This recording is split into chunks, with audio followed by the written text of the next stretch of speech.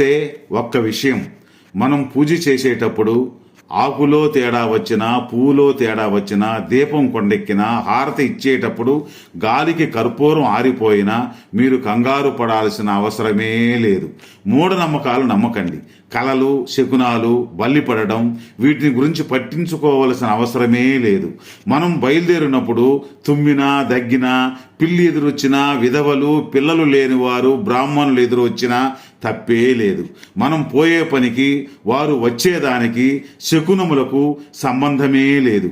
గుడ్డి నమ్మకాలు బాగా పెరిగిపోయాయి. ఈ టీవీ మాధ్యమాలు వచ్చిన తర్వాత ఆడవారు కూడా జాతకాలు, మంచి రోజులు చెప్పేంత హాఫ్ నాలెడ్జ్, తెలివితేటలు పెరిగిపోతున్నాయి. ఇంకా గుడ్డి నమ్మకాలు, మూఢనమ్మకాలు ఇంకా పెరిగిపోతున్నాయి. అటువంటి నమ్మకండి. ఏమీ కాదు. జరగవలసింది ఆ శివుడే నిర్ణయిస్తాడు గాని ఈ శకునాలు కాదు. తెలుసుకో మిత్రమా.